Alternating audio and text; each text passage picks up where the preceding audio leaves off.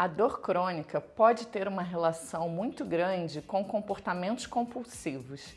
E nesse vídeo nós vamos falar sobre esse assunto.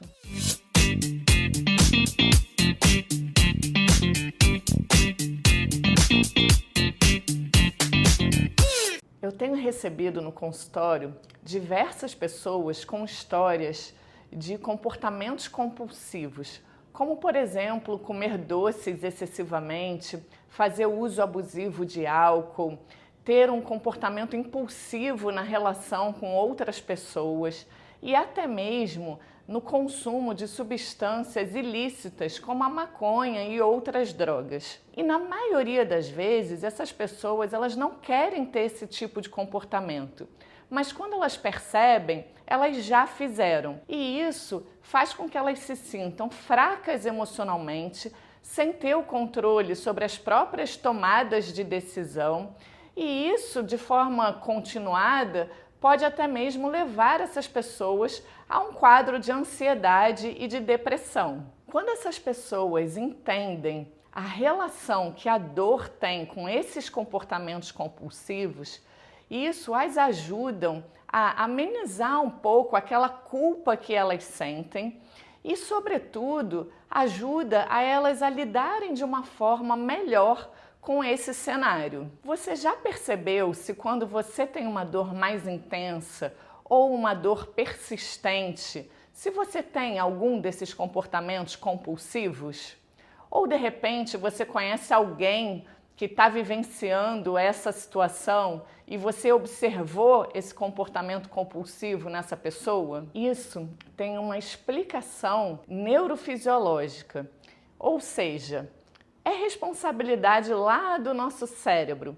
E como essas coisas que envolvem o cérebro são sempre muito complexas, eu aqui já quero pedir desculpas aos meus colegas que trabalham com neurociência da dor e neurociência do comportamento, que o meu objetivo com esse vídeo é alcançar o maior número de pessoas para que elas entendam a relação entre a dor e o comportamento compulsivo.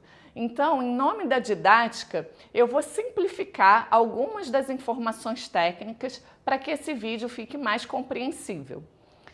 Dito isso, vamos entender qual é a relação entre a dor e o comportamento compulsivo, explicado aí com base nesse funcionamento do nosso cérebro. Vamos agora entender por que as pessoas que têm dor persistente podem apresentar algum tipo de comportamento compulsivo.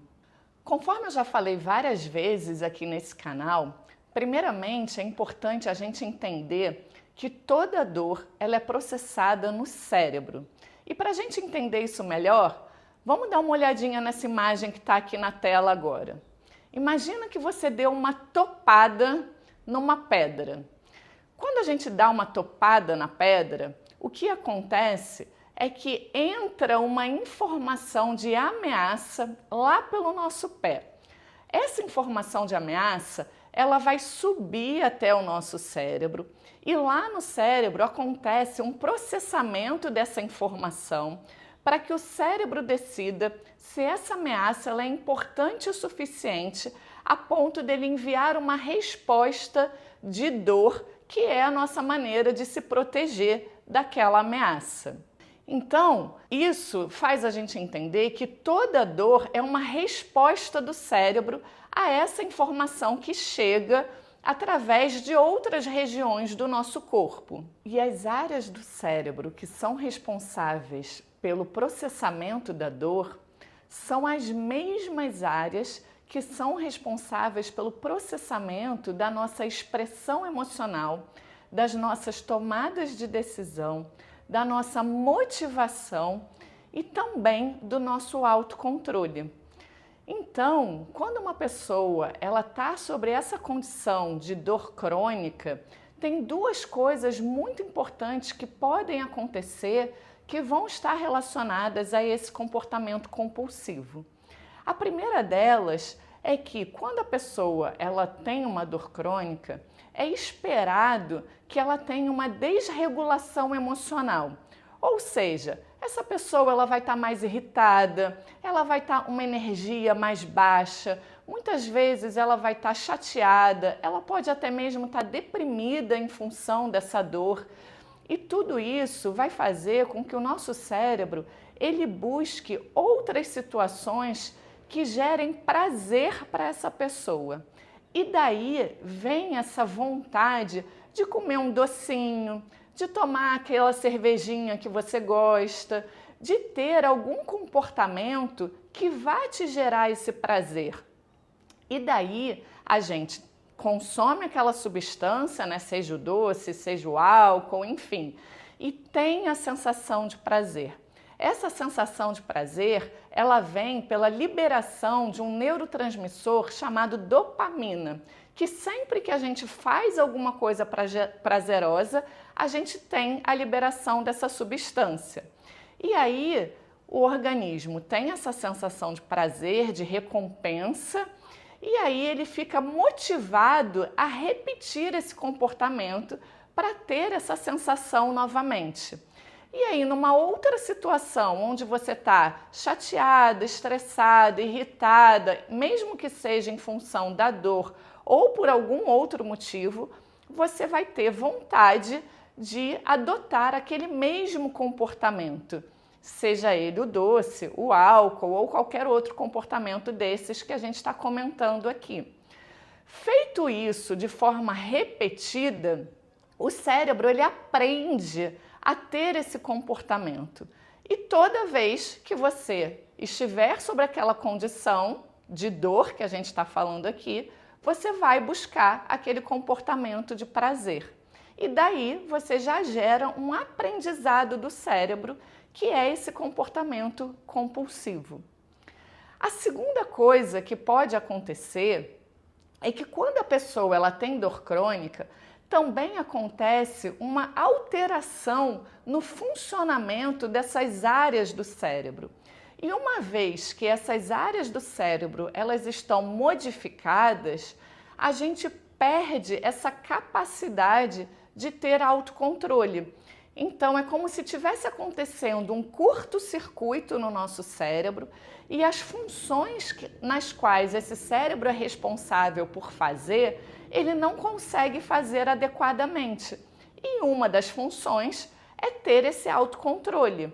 E daí a pessoa perde esse autocontrole, tendo uma impulsividade, ela tem uma vontade de ter comportamentos que ela não teria se essas áreas todas do cérebro tivessem funcionando adequadamente e ela iria conseguir ter esse autocontrole.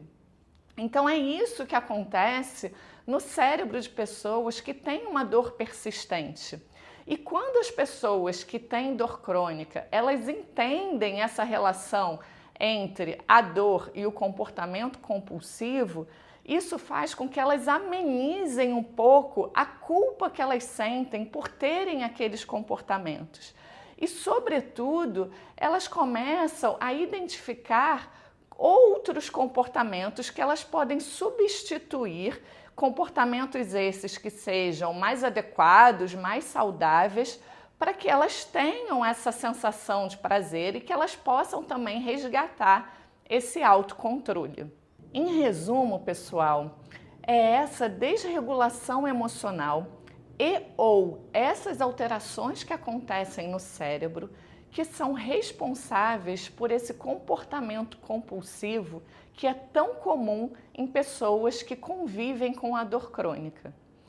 É por isso que a gente está fazendo esse alerta aqui para você observar se você que tem dor crônica ou se alguém que convive com você que tem dor crônica e está apresentando algum comportamento compulsivo, isso não é porque a pessoa é fraca, porque ela não quer melhorar, porque ela está aproveitando dessa situação de dor para ter outros comportamentos que, de alguma forma, ela se beneficia com isso.